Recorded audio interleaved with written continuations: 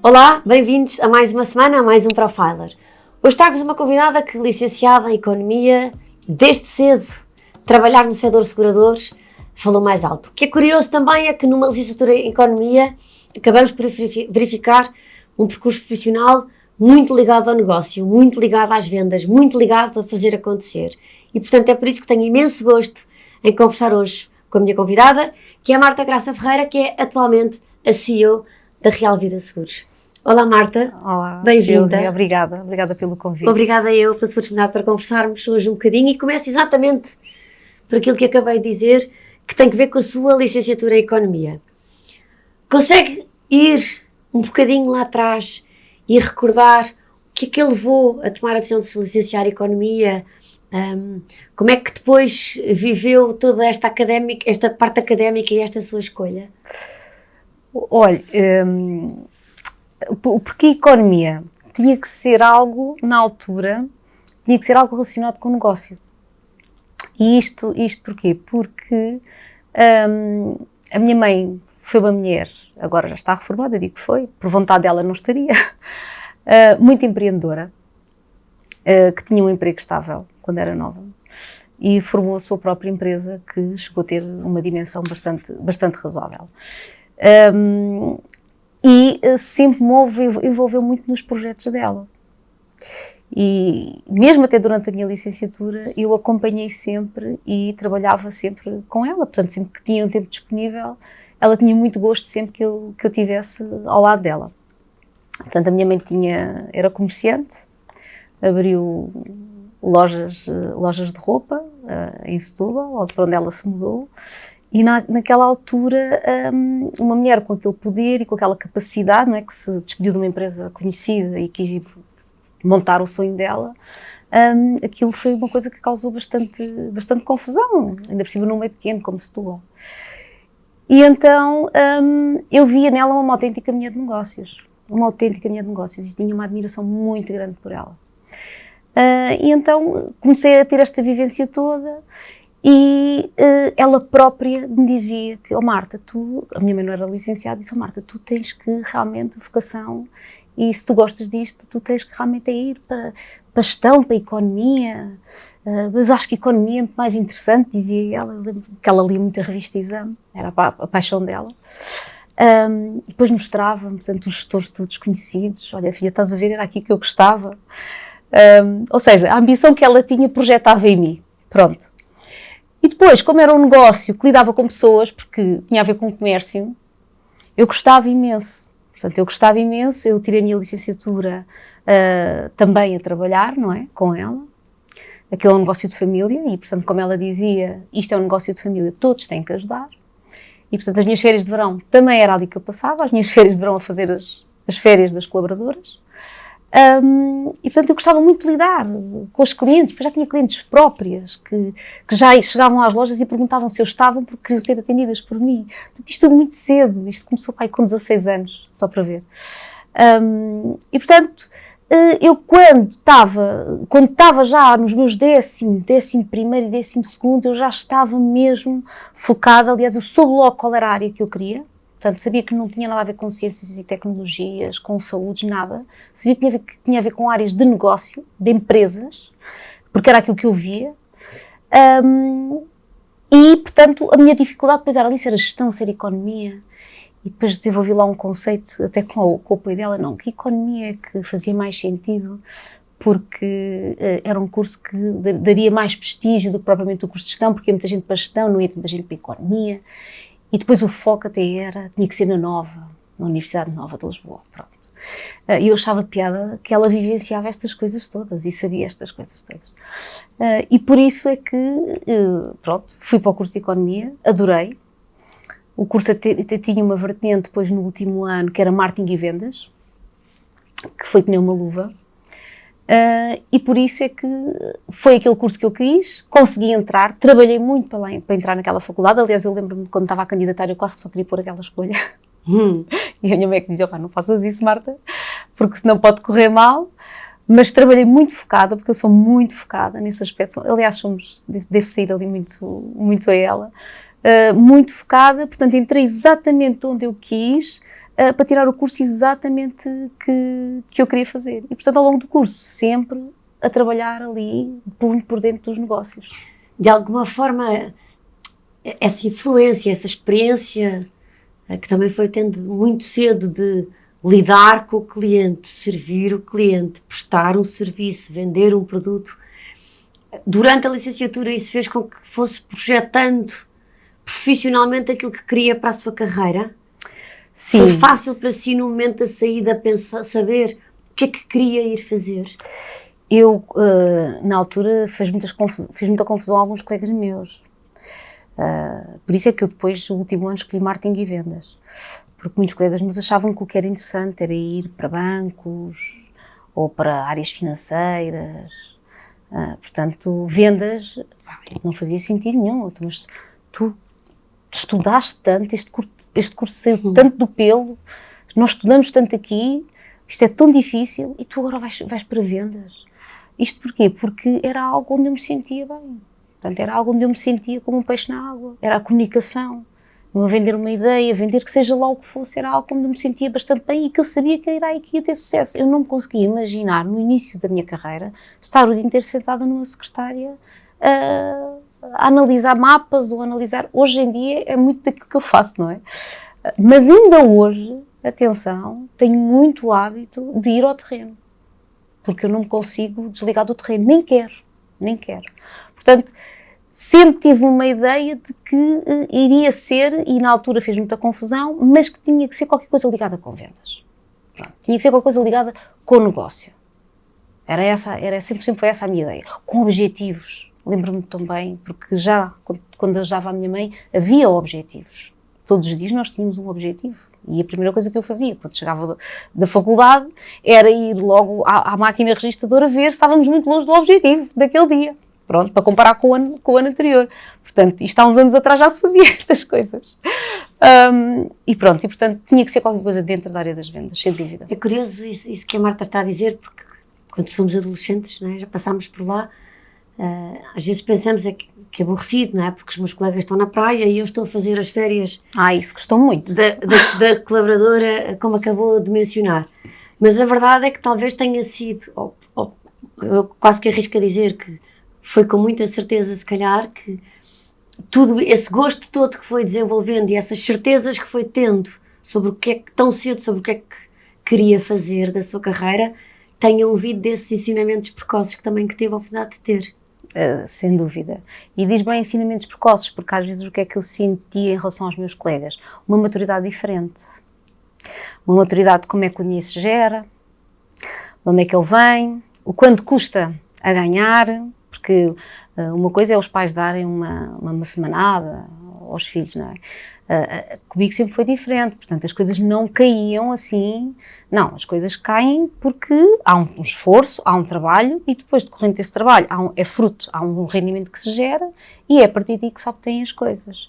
E depois, muito cedo, ter a noção do que é as responsabilidades, não é? Portanto, que é pagar ordenados, tem que se ver X porque temos estas despesas, portanto, ter muita noção do que é o negócio, que eu sentia que na faculdade os meus colegas tinha uma vida muito mais, não digo facilitada, porque na realidade os meus pais até tinham uma vida bastante boa, só que a minha mãe sempre quis, e o meu pai nesse aspecto foi uma pessoa que deu imenso apoio, não é? Porque ela só pôde montar tudo isto também porque ele também a apoiou, mas isto porque ela queria ter sempre que eu tivesse a consciência de que, tu tens isto, ou tu tens este carro, ou nós vamos, por exemplo, passar férias para algum lado, porque conseguimos que este ano vender tanto ou ganhar tanto.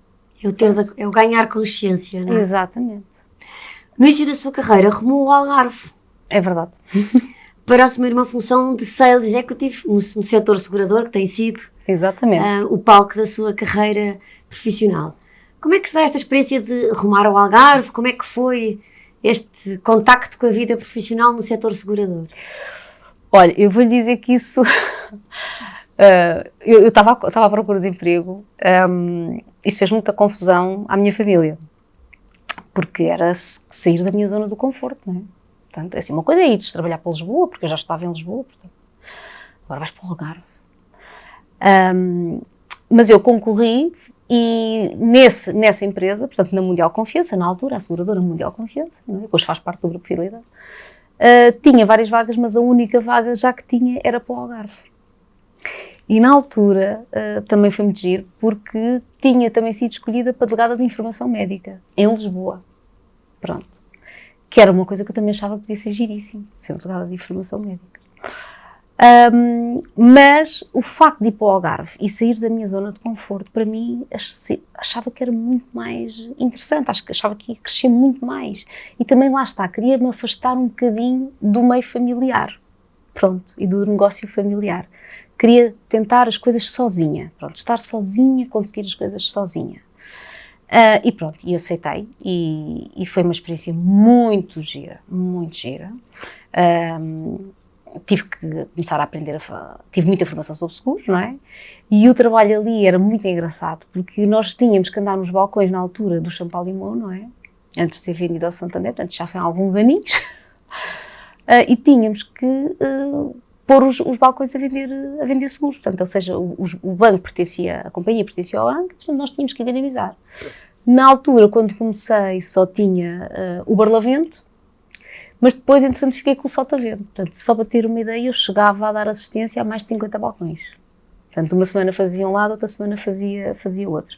E vou-lhe dizer que eu adorei essa experiência. Foi muito, muito boa. E hoje tenho, inclusivamente, alguns mediadores que foram colegas que saíram no âmbito da fusão, portanto, da compra do Santander, quando o Santander compra, por exemplo, o Crédito Imperial Português e o Banco de Açores. Eu hoje tenho colegas que estão na parte da mediação, que foram meus colegas na altura, quando eu estava na Mundial Confiança.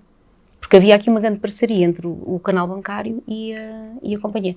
E cresci muito. Foi muito bom para mim, adorei. Quando regressa a Lisboa para assumir a sua função de Key Account Manager na área Corporate no Grupo Allianz, de alguma forma acredita que isso que acabou de descrever, essa experiência de ir sozinha, fazer todo o Algarve, de alguma maneira ter que fazer acontecer longe dos seus, do colo, exato, do mimo, fez com que viesse muito melhor preparada para assumir esta função? Eu nunca tive assim muitos receios, confesso, porque eu pelo menos vejo, eu nessa fase da vida tinha uma curiosidade tremenda por coisas diferentes. Pronto, agora ou seja, eu estava na Banca Assurance, não é? E passei por um canal de grandes contas, portanto, ou seja, estava no risco industrial. Não tem nada a ver, nada. Ali estamos a falar de riscos muito grandes, de riscos de obras e montagens, de responsabilidade civil, de coisas em que nenhum risco era igual ao outro. Tudo requeria, por exemplo, uma análise de risco. Portanto, é uma experiência completamente diferente, não tem nada a ver. Agora, quando eu aceitei esse desafio, pronto, lá está, chegou o momento em que eu queria vir para Lisboa, não é? Mas podia, por exemplo, ter vindo para qualquer coisa ligada ao retalho. Mas não, achei essa oportunidade muito interessante. Porquê? Porque eu sabia que ia ganhar muito know-how técnico do que era um verdadeiro risco e análise de um risco e olhar, portanto, para um imóvel, por exemplo, ou para um determinado negócio, uma fábrica, e perceber onde é que está o maior risco daquele tipo de negócio. Ao ganhar esse know-how técnico, sabia que iria ser muito bom em termos de futuro de carreira. Porque eu ia começar por uma área que era uma área, naquela altura, considerada uma área muito prestigiante, que é a área dos corretores. A área dos grandes riscos.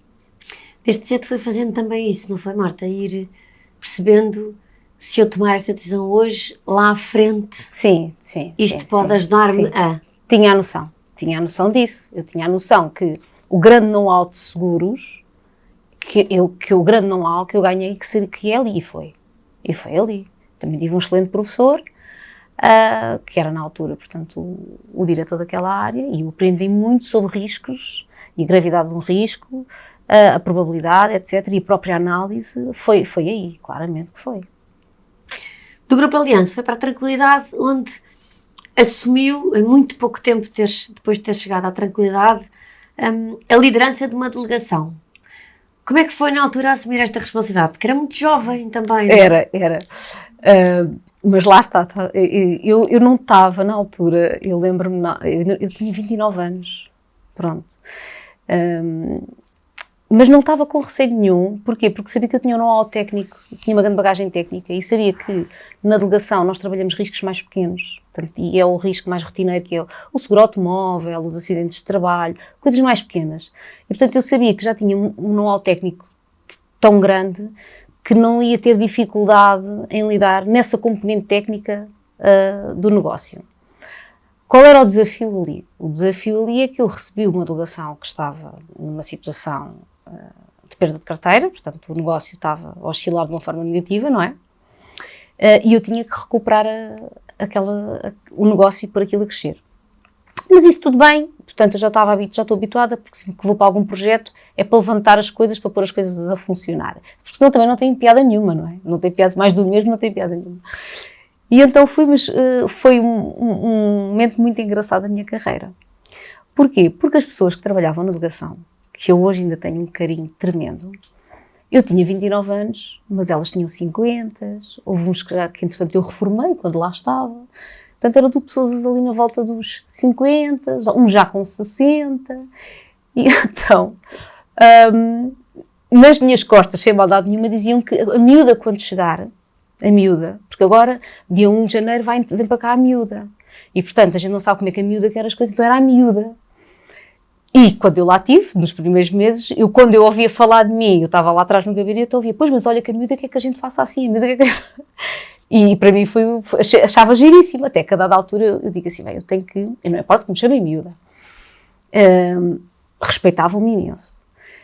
Mas o que é certo é que a forma de trabalhar e o modelo de negócio que eu comecei a montar e o modelo de visitar agentes, a forma como eu defini os objetivos, como eu queria ter as coisas controladas, as coisas ao dia, isso fez com que já não fosse a miúda, não é? E fosse, como eles diziam, a nossa chefa. Foi uma delegação onde depois passou a ser das melhores delegações da empresa. Era uma delegação que depois cresceu muito em termos de carteira, bastante, tinha muita visibilidade, ganhou bastante visibilidade, inclusivamente tive lá um colaborador que ganhou até um prémio de carreira, e portanto foi uma delegação que ganhou imensos prémios, ficou muito bem vista, muito bem colocada no ranking, e a equipa, pronto, estava extremamente motivada, eles gostavam de dizer que gostavam, olha, nós estamos na delegação da Almada, e toda a gente sabia que a delegação da Almada tinha uma equipa boa, uma equipa motivada, e éramos muito coesos. Ou seja, aos poucos eu consegui conquistar que as pessoas me respeitassem, não é?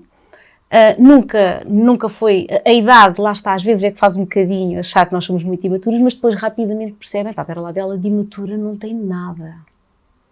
Ela sabe muito. E quando às vezes não sabia, por exemplo, lembro-me na altura que o Caixa tinha que fazer a reconciliação bancária, eu dizia, olha, vai ter que me explicar aqui tudo tintim por tintim como é que você está a fazer a reconciliação bancária, que eu quero perceber. E ele achava muito estranho, porque ele estava habituado a dar o papel da reconciliação bancária ao gerente, ele assinava e ele ia-se embora. Eu disse, não, mas o que eu quero perceber, eu vou assinar e eu quero perceber. E então ele lá estava ali, explicava muito, mas achava aquilo tudo muito estranho. Portanto, foi uma forma que eu tive de chegar às pessoas da forma diferente que elas tinham até ali. Os técnicos comerciais passaram a trabalhar também de uma forma diferente. Por um lado até foi bom para eles, porque ficaram mais motivados, porque os números começaram a aparecer. E o modelo da própria delegação, em termos de segmentação de agentes, ficou completamente diferente. Portanto, apostei muito nas redes mais exclusivas, nos agentes mais exclusivos. Também tinha os agentes multimarca, mas apostei bastante nos agentes, no recrutamento de agentes exclusivos. E depois, como o meu primeiro emprego tinha a ver com a banca, no Açur Finance, nós na altura, na Banca Assurance, nós na altura tínhamos a parceria com o Banco Espírito Santo, e, portanto, fomos das melhores delegações a nível do Açur Finance, porque tínhamos uma ligação muito forte com o BES na parte do crédito à habitação. E, portanto, foi tudo ouro sobre azul. Eu aí posso lhe dizer que foi das melhores experiências que eu tive. Que bom. Porque em 2009, quando abraçou o desafio da MetLife, foi abraçar, desta vez, uma função a nível nacional. Acredita que, de alguma forma, esses pequenos passos, de forma consistente, que foi dando desde o início do seu percurso, de situações de raiz, de correr o Algarve de uma ponta à outra, de ir conhecer, de perguntar, de tentar saber, fez com que eventualmente o assumir desta responsabilidade fosse quase que uma coisa natural, fazia parte do caminho? Exatamente isso, é que assim, naquele momento, o passo a seguir tinha que ser esse. Qualquer coisa dentro desse género, não é? A nível nacional. A única diferença que eu notei bastante, e aí foi quase como um recomeçar, diria, é que eu vou para uma companhia onde só trabalhava o ramo vida. E aí parecia que já estava numa indústria diferente. Porque assim, trabalhar o ramo vida tem a ver com a saúde das pessoas, não é? O estado, como é que as pessoas estão, em termos de estado de saúde, qual é o impacto de uma pessoa ser diabética nesse risco, ou seja, eu dominava muito o risco do não-vida, não é? Mas não tinha ainda a noção da análise de um risco de um seguro de vida. E aí foi um processo muito interessante, porque aprendi muito, e aprendi com quem? Com médicos. Portanto, com o diretor clínico da companhia, que foi uma pessoa que me ensinou bastante, porque eu queria perceber se um cliente leva um determinado agravamento por causa de uma determinada patologia, eu queria perceber porquê. Mas porquê? E não era normal fazer-se, por exemplo, este tipo de perguntas. Não, a pessoa tem esta doença, tem este agravamento. Assim, mas porquê? Mas porquê que, por exemplo, é 100% e não é 50%? Ou porquê que não é 200%? Ou, eu quero perceber o porquê da dimensão. E então ganhei um grande domínio sobre as questões clínicas. Obviamente que depois, como já vinha no Não-Vida, o risco da profissão, eu essa já entendia, dominava. A parte clínica, para mim, foi algo deslumbrante, que eu apaixonei-me completamente pela análise clínica dos riscos. Apaixonei-me completamente. Porque quem está de fora, pensa no setor segurador, quem faz seguros ali, faz seguros ali. Mas essa distinção faz com que sinta, ou se possa sentir exatamente aquilo que disse, que é, parece que chegou todo o mundo novo. Todo o mundo novo. E depois aqui houve outra questão também, que era vender um seguro de vida, estar na área do ramo vida, não é a mesma coisa que estar na área do ramo não vida, vamos lá ver. Por isso é que a sensação é que estamos a trabalhar numa indústria diferente.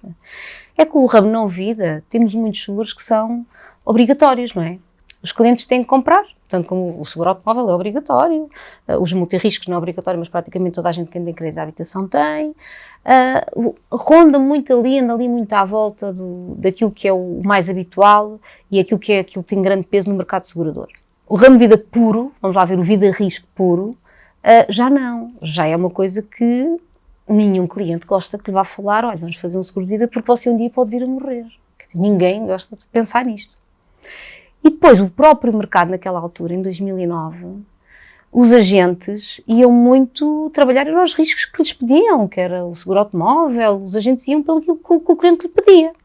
E, portanto, não havia uma grande aposta no ramo vida, não havia. Quem vendia o ramo vida naquela altura, quase 90% eram os bancos, por via do crédito à habitação. E, portanto, a ideia ali era ir para a rua com os meus técnicos comerciais e convencer os agentes a dizer, olha, você já vende o não vida, mas tem que começar também a vender o vida. E dar-lhes vários argumentos e explicar-lhes porque fazia todo o sentido falar de um seguro de vida a um cliente. Portanto, este foi um grande desafio, porque a receptividade dos agentes para vender vida era muito baixa. Pós-MetLife, em 2014, chegou àquela que ainda é atualmente a sua casa, que é a Real Vida Seguros. Assumiu também, inicialmente, uma função a nível nacional. Como é que foi abraçar aquele que ainda hoje é o seu projeto? Eu, quando fui para a Real Vida, fui fazer algo muito idêntico que estava a fazer na MetLife. Mas agora já estava com um nível de confiança completamente diferente. Portanto, eu já tinha construído toda uma rede de agentes que gostavam de vender vida e que vendiam já vida com alguma frequência, porque o caso da MetLife foi um caso de sucesso a nível da própria meia. E, portanto, sabia que ir para a Real Vida, inicialmente, o que é que iria fazer? Não era algo de muito diferente, só havia uma questão que era o maior desafio, que era a Real Vida veio de uma situação que pertencia ao Estado, não é? E que depois é que é privatizada. E, portanto, a carteira em si da companhia não tinha grande dimensão. Pronto. E uma coisa é quando nós começamos algo do zero e nós é que escolhemos as pessoas com quem é que vamos trabalhar. Ali não, ali eu tinha muitas pessoas, não é? A companhia estava muito orientada para a área dos produtos financeiros, não tanto para a área do vida-risco. E tinha muitos comerciais que estavam ligados, portanto, ao antigo grupo financeiro e, portanto, vendiam muito através do canal bancário e, portanto, também não eram ligados ao canal dos agentes. Pronto. E então tive que dar ali uma arrumação muito grande e a primeira coisa que eu fiz logo, nunca mais me esqueço, logo no primeiro dia, foi a sede da companhia no Porto, nós temos aqui também os escritórios em Lisboa, foi ir para o Porto, falar com a equipa toda, portanto, one-to-one, portanto, foi mais do que um dia, como pode imaginar, falar com um a um e tentar perceber o que é que eles achavam da companhia e o que é que eles iriam, como é que eles percepcionavam a companhia se ela se posicionasse, sim, no ramo de vida risco e não tanto numa companhia de produtos financeiros, de investimento, que era esse o objetivo. Uns disseram francamente que não lhes aliciava, outros disseram que achavam muito interessante e, portanto, o que é que aconteceu? Eu fiquei, portanto, houve pessoas que quiseram sair do projeto, como é óbvio, porque eu disse, olha, o que eu pretendo fazer é pôr a companhia, posicionar a companhia no mercado desta forma, a vender estes produtos, que ainda alguns ainda teríamos que os criar, e com um estímulo e com uma performance que vai ser diferente daquela que vocês tiveram até agora. Porque tinham estado na mão do Estado e, portanto, o ritmo agora vai mudar aqui um bocadinho, porque senão não faz sentido eu estar aqui. Tinha objetivos, eu próprio defini os objetivos onde é que queria chegar, obviamente que a administração tinha esses objetivos, mas eu tinha também os meus objetivos pessoais que eram sempre um bocadinho mais ambiciosos. E, portanto, eu sabia que tinha que ser com um determinado tipo de pessoas. Todas as que dentro da companhia tinham aquele perfil, que era um perfil muito resiliente, porque eles sabiam que vender vida era muito mais difícil do que vender não vida. Aliás, há um ditado que diz que os técnicos comerciais de vida vendem tudo, trabalham em qualquer companhia. E então, pronto, fiquei com uma equipa, recrutei, entretanto, outras pessoas novas. Eu não tenho a tendência de ir buscar pessoas ao mercado segurador. Não, eu gosto de ir buscar pessoas que nunca trabalharam no mercado segurador, que virem com a cabeça completamente limpa. E depois eu formo as pessoas, ensino, passo o meu know-how todo e formo as pessoas um bocadinho à semelhança de um perfil técnico-comercial que eu considero que irá ter sucesso, adaptando, obviamente, o perfil da pessoa, que a gente tem que sempre respeitar isso. O facto de, perdão, logo no primeiro dia, ou logo naqueles primeiros dias, ter tentado auscultar, em vez de presumir, também lhe deu um conjunto de informação fidedigna e crucial para perceber com quem é que eu conto, com quem é que não posso contar porque não vai querer continuar neste barco, neste novo formato, e que lhe deu, de facto, a hipótese de construir em função daquilo que estava definido do ponto de vista de objetivos. Exatamente, era a única forma que eu tinha de saber com quem é que eu podia contar. Eu pergunto isto porque muitas vezes as pessoas novas chegam às organizações e presumem um conjunto de coisas e avançam, sem a só escutar. Pois, mas houve uma coisa que eu também pedi, é que eu não queria opiniões de ninguém sobre as pessoas. Foi uma das coisas que eu pedi. Quis ir ver por si própria. Não, eu não queria que ninguém me dissesse, olha, eu vou já dizer, olha, esta pessoa é assim, assim. Não quis nada disso, não. Eu vou sozinha, eu vou falar com as pessoas e eu vou tirar as minhas conclusões. E depois, obviamente, gostaria de ter algum feedback de algum diretor, alguma coisa. Porque às vezes eu posso não conseguir ver tudo. E eu fiz muitas... Eu cheguei num dia a fazer 5 entrevistas destas, quer dizer, e demoram uma hora estar a falar com a pessoa, eu tentar perceber se a pessoa tem o perfil para aquilo. Há pessoas que são mais difíceis de falar e puxar. Portanto, foi cansativo. Até que depois consegui ter um desenho final, ok, este fica, este não fica, este poderá fazer mais esta zona, este aquela, este trabalhar muito bem em conjunto com este, tem perfis aqui que combinam bem.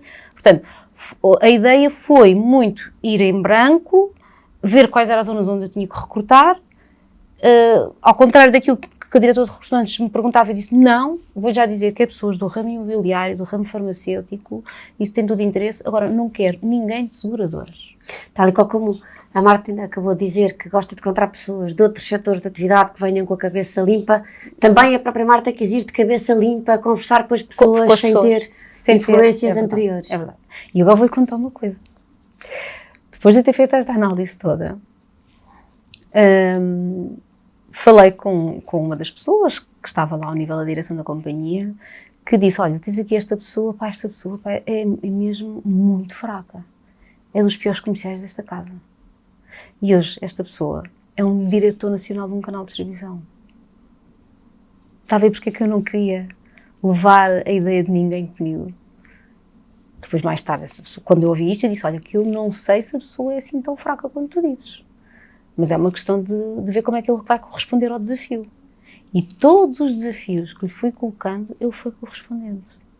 Aliás, eu tenho um gosto tremendo, porque as pessoas com que eu trabalho, que são hoje os diretores daquela casa, muitas delas eram as pessoas que abraçaram este projeto desde o início. E evoluíram muito para estarem como diretores. Não, uns eram comerciais, veja lá, uns eram comerciais, outros eram coordenadores regionais, e eu neste momento já tenho pessoas destas como diretores coordenadores. Em vez de serem diretores de um canal, são mais do que um canal de distribuição. Dá-me um gosto tremendo. Porque eu vejo as pessoas, e às vezes elas estão a falar comigo, eu estou numa reunião e começo a imaginá-las delas no primeiro dia e ver a bagagem com que elas estão agora. Portanto, isto é uma coisa que me dá um gosto tremendo. Depois também, assim, eu tive, assim, a estrutura acionista da companhia deu-me abertura para fazer muitas coisas à minha maneira. E à minha cara, à minha mentalidade, à minha forma de estar. E eu acho que isso foi muito bom, porque eu senti muita liberdade para trabalhar. Aliás, eu acho que eu nunca senti tanta liberdade para montar projetos e para fazer coisas como eu sinto ali na real vida. E acho que também isso tem sido muito bom para as minhas pessoas, porque elas conseguiram crescer, porque foi-lhes dadas oportunidades que se calhar não tivesse esta liberdade, não teríamos dado. E conseguimos montar novas linhas de negócio que também não existiam. Ou seja, havia aqui um acreditar nos projetos que eu propunha que me deixavam uma motivação, e eu sempre que pensava num projeto novo, pensava pessoas de dentro. Só em último caso é que ia buscar pessoas de fora. Sempre com as pessoas que estiveram comigo. Os que estão comigo vão ser os primeiros a ser chamados. A verdade é que a Marta entrou, muito pouco tempo depois assumiu uma função no board, era Head of Sales, depois juntou o marketing, juntou novas responsabilidades, vice-presidente, até que desde 2022... Sim. Que assume a função de CEO da Real Vida Seguros. A minha pergunta é, olhando para trás, porque não foram assim tantos anos quanto isso, como é que vê o assumir deste cargo também a responsabilidade, liderança máxima da organização em tão pouco tempo, porque a verdade é que foi uma progressão francamente rápida, e acabou de mencionar o quanto puxa pelas suas pessoas, que quer de cabeça limpa olhar para elas, avaliar por si própria o potencial de cada uma e tentar maximizar efetivamente esse ponto de potencial. Como é que hoje analisa e caracteriza também a sua liderança neste posto? Eu agora posso dizer, não é? Portanto, eu comecei como administradora em 2016, eu não sei se já tinha 40 anos. Na altura é algo que, por exemplo, na indústria seguradora é um bocadinho raro de ver, não é? Uma administradora mulher, ainda por cima tão nova, pronto. E CEOs, então, agora já se vê mais, mas naquela altura era CEOs, agora já existem algumas, mas ainda somos muito poucas, pronto. Mas a verdade é que eu como investi muito sempre nas pessoas e comecei logo a investir desde o início, à medida que eu ia tendo mais responsabilidade, isso não era algo que me assustasse. Porquê? Porque eu delegava muito nas minhas pessoas, eu ia desenvolvendo. Eu até posso dizer uma coisa, isto até parece... Há quem não acredite nisto, como é que uma CEO tem o gabinete desta forma. Mas a verdade é que no meu gabinete eu tenho a minha secretária e tenho sempre uma cadeira ao meu lado. Porque quando as pessoas vêm ter comigo e eu às vezes tenho que explicar alguma coisa ou queremos discutir alguma ideia, eu gosto que a pessoa se sente ao meu lado e a gente está a olhar uma para a outra e falar.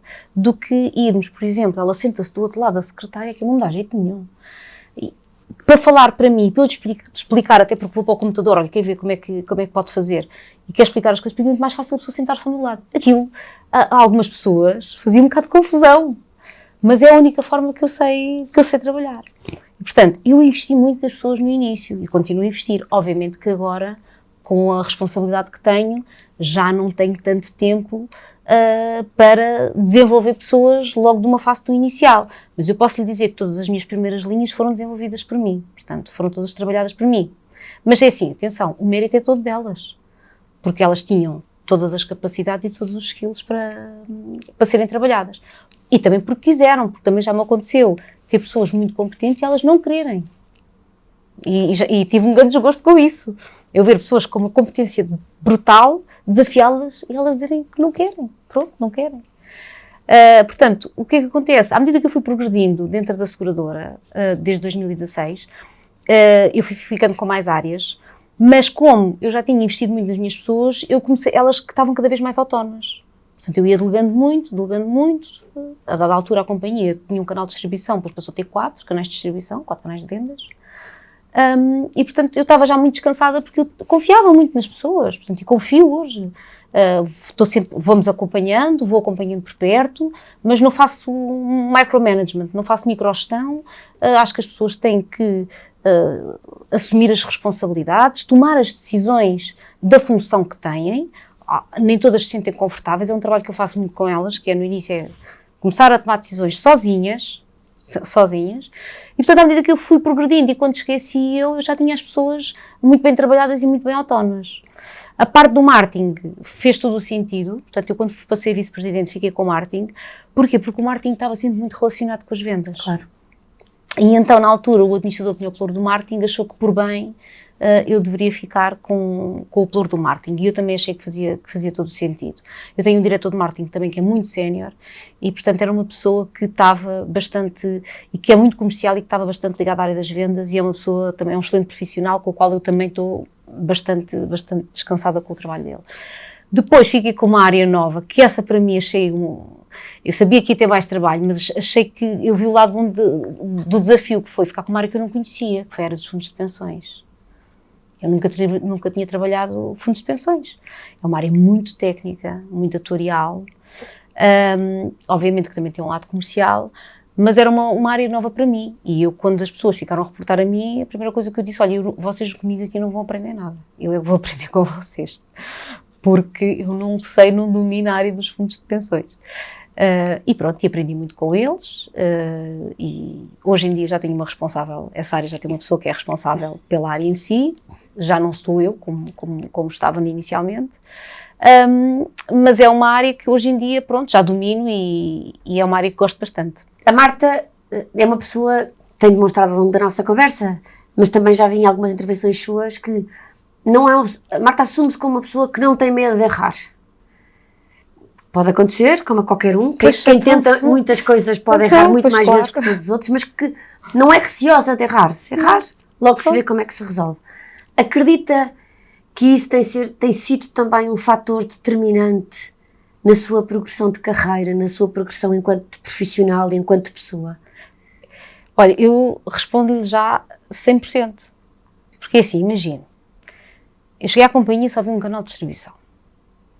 Eu, com medo de errar, não ia abrir outras formas de chegar ao cliente final. Então não abri outros canais de distribuição. E a companhia hoje não tinha a dimensão que tem hoje. Portanto, a questão do errar nós temos que medir muito bem as coisas que vamos fazer. Não é fazer sem pensar, não é? Portanto, vamos pensar, fazemos um business plan e vemos os prós e os contras. Pronto. Isto pode correr bem. Se correr bem vai ser assim, se correr mais ou menos vai ser assim, e se correr mal, vou correr estes riscos todos. Pronto. Estou confortável com estes riscos? Estou confortável. Isto é mais importante, os pontos positivos são muito mais importantes que os pontos menos positivos, que eu não gosto de ser os negativos, são menos positivos. E, portanto, vamos avançar. Portanto, se eu pensasse na ótica do errar, a companhia não tinha a dimensão que hoje tem, e obviamente que o crescimento da companhia é o meu crescimento como pessoa e profissional, como é óbvio, não é? Portanto, não podia ter medo de errar, porque senão as coisas não tinham evoluído desta forma. Mas é uma característica sua que também é intrínseca já lá mais atrás, não foi, ou foi algo que tenha desenvolvido agora mais recentemente? Tem razão, porque se calhar, tem toda a razão, por exemplo, se calhar se eu tivesse medo de errar não tinha ido para o Algarve trabalhar. Se calhar, se eu tivesse medo de errar, não tinha assumido a delegação da Almada. Também está ao experimentar, está ao fazer. É o não ter medo. É assim, nós não podemos ter medo, porque se nós tivermos medo, não avançamos para lado nenhum. Mas eu tenho colegas, atenção, e as pessoas com quem eu trabalhei e que eu desenvolvi, tiveram essa fase. Só que quando nós já temos uma segurança diferente e uma bagagem diferente, entendemos isso e conseguimos ajudar as pessoas a ultrapassar isso, não é? A ultrapassar isso com confiança. Com confiança, é assim, vamos dar este passo, mas este passo está medido. Nós temos a noção de qual é a consequência positiva e menos positiva deste passo. E, portanto, vamos ver como é que a gente balanceia isto. Pronto. Portanto, ensinar isto às pessoas é algo que também tem-se feito, principalmente quando as pessoas estão a trabalhar connosco, não é? Porque eu não posso avançar sozinha. Eu não posso abrir um novo canal de distribuição sozinha. As pessoas têm que vir comigo, porque sem elas eu não sou nada, não é? E a companhia não é nada. Portanto, há que explicar às pessoas, não é? Obviamente que Depois há quem questione muito e acho que sim, que os brainstormings devem ser feitos antes de tomar essas decisões, não é? Mas a verdade é que se eu não tivesse avançado com essas ideias e se eu não tivesse o apoio que tive por parte da própria companhia e da estrutura acionista, atenção, porque realmente foram pessoas que me deram a máxima confiança para trabalhar, a companhia hoje não tinha crescido. Portanto, eu não podia ter medo de errar. Obviamente que eu tinha algum receio, claro, mas sabia como é que tinha, que pensava muito bem como é que tinha que fazer as coisas para reduzir o mínimo, mitigar, como nós dizemos, mitigar o mínimo, o máximo os riscos, para reduzir o risco ao mínimo. Pronto, mitigar ao máximo. Olha, já estamos quase a terminar, mas queria perguntar-lhe, porque a Marta também é coautora de um livro, O Aprender Importa. Quer contar-nos esta experiência deste livro e também de tudo o que está por detrás da escrita deste livro? Essa história tem a ver do não ter medo de errar. Está a ver? O que acontece? Eu estava, portanto, eu tinha área comercial na altura e já era administradora e já tínhamos canais alternativos e havia aqui uma necessidade, eu sentia uma necessidade tremenda de ter uma área de formação, uma coisa dedicada às pessoas, para fazer crescer as pessoas, ou seja, não era só eu andar com as pessoas na rua e a tentar ensinar as pessoas, ou contratar entidades externas também, mas não, ter aqui uma área, não era um departamento de formação, atenção, não era um departamento de formação, era ter aqui uma área que desenvolvesse os skills das pessoas internas e externas. E isto porquê? Porque nós começámos a abrir canais onde tínhamos agentes que trabalhavam unicamente connosco e para trabalhar unicamente connosco tinham que ter um bocadinho da nossa cultura e dominar a nossa oferta. E, portanto, o ensino tinha que vir do nosso lado, não é? Mas tinha que ser um ensino, esta transmissão de conhecimento tinha que ser uma coisa feita de uma forma consistente, uma coisa sólida e credível. Até para vender o próprio projeto tinha que ser uma coisa credível. E então, decidi criar a academia, lembro-me tão bem quando eu falei nisto, em que queria criar uma academia. e na altura, mas uma academia, mas explico lá o que é isso de uma academia, mas qual é o objetivo? E pronto, eu expliquei qual era o objetivo, que o objetivo era formar os colaboradores da empresa toda, não era só para a área comercial, porque por norma estas áreas com formação estão aonde, Silvia? Nos recursos humanos, não estão na direção comercial. Mas pronto, que o objetivo era que realmente aquela área até fosse transversal a toda a empresa e que era também para tornar os nossos agentes, fidelizar mais os nossos agentes e tornar os nossos agentes mais à nossa imagem. Pronto. E realmente foi um sucesso, porque a própria formação em si é algo que fideliza muito. E nós hoje temos uma rede exclusiva que tem o sucesso que tem, muito graças à academia. Portanto, é uma aposta que se fez na altura e que tem provado ser uma aposta ganha, completamente. Aliás, hoje os conteúdos da academia são de uma variedade tremenda, portanto são de várias áreas, já não é só coisas ligadas à área comercial, mas é para todas as áreas da empresa, temos todo o tipo de conteúdos. E portanto foi uma aposta que foi ganha, até porque entretanto também tínhamos que ter a tal número de horas que tínhamos que cumprir, mas foi ganha ou seja, não víamos aquilo como uma obrigatoriedade, mas era uma área onde se desenvolvia pessoas, pronto. Eu explicar isto era interessante. É uma área onde nós vamos desenvolver as pessoas, pronto, vamos trabalhar os skills das pessoas, a parte comportamental, a parte técnica, e pronto, deram uma abertura para isso. Obviamente, quando eu tive o ok, depois pensei, bem, isto agora tem mesmo que correr bem, porque se vai fazer aqui um investimento. Portanto, a academia foi certificada pelo regulador, portanto, nós damos inclusivamente os cursos, hoje em dia, se uma pessoa fazer a distribuição de seguros, ela é certificada e é certificada pela DGERT também. Portanto, fizemos essa certificação toda e ainda foi um dossiê que demorou cerca de um ano até ter a aprovação das várias entidades. E hoje é uma peça basilar do crescimento da companhia. Porquê? Porque sempre definimos a estratégia, definimos uma estratégia de crescimento e debaixo dessa estratégia de crescimento tem que estar a base do desenvolvimento das pessoas. Eu não posso dizer que é a formação, não é o plano de formação que está debaixo da estratégia, é o plano de desenvolvimento das pessoas, porque vai muito mais além do que aquilo que chamamos de formação, atenção. E portanto, isso está tudo assente na academia. E o livro acaba por decorrer também dessa experiência. Pronto, depois desta experiência ter corrido, eu na altura tive também que contratar uma entidade externa para me ajudar a preparar todo este dossiê, não é?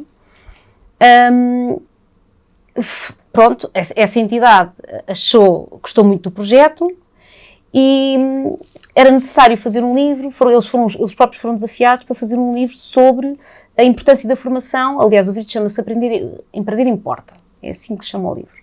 E então eram casos práticos, né? Experiências que tinham acontecido dentro das empresas, onde a formação, o desenvolvimento das pessoas, tinham realmente trazido resultados para essa empresa. Pronto. E pediram então para escrever sobre a criação da academia, sobre o impacto que a academia tinha trazido no desenvolvimento das pessoas e até inclusivamente de uma forma numérica. Portanto, o ROI da formação, como se costuma dizer, o ROI da formação, e tentar explicar a importância e o impacto que teve. Marta, se agora pensar na sua carreira, se tentar identificar aquilo que possa ter sido um momento francamente desafiador e a forma como na altura também o conseguiu ultrapassar, a que ponto da sua carreira é que iria? Desafiador. A Real Vida foi um desafio muito grande. Pronto. Foi sem dúvida um desafio, porque a carteira era pequena, eu tinha lá as pessoas, não é? Portanto, tinha uma carteira pequenina, tinha uma grande carteira da área de produtos financeiros, que não era aí que eu achava, e mesmo o board na altura, que nós nos devíamos posicionar, e portanto foi muito partir do zero. Foi muito partir do zero com as pessoas que lá estavam.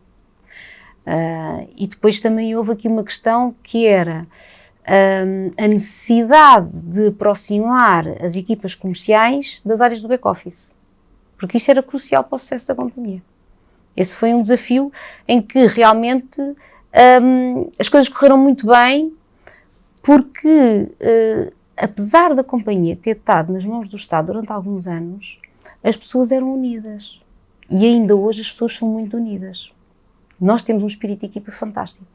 E, portanto, a aproximação do negócio, porque as pessoas pensavam, bem, nós agora temos uma entidade privada, está aqui uma nova diretora comercial, que entretanto depois passou à administradora, nós vamos fazer tudo por tudo para que isso corra bem. Eu sentia que as pessoas queriam mesmo que a companhia, bem, agora isto é começar de novo. Foi um recomeçar. Eu vejo isto como um recomeçar. E, portanto, para mim foi, posso lhe dizer, muito francamente, foi dos desafios mais interessantes, ainda continua a ser, e gratificantes que eu tive ao longo da minha carreira. Porque realmente foi o recomeçar, foi reconquistar pessoas, pôr as pessoas a acreditar que já estavam lá há tantos anos e que tinham estado na mão do Estado, pôr as pessoas novamente a acreditar, não, esta empresa tem um caminho, esta empresa vai ter sucesso, tem tudo para ter sucesso. Isto também foi muito difícil, pôr as pessoas a acreditar nisto. E, portanto, quando as pessoas começaram a ver a equipa comercial a vender, os números a crescer, as pessoas que estão no back-office começam a se entusiasmar. Começam a ver a companhia a subir no ranking e ganhar cota de mercado.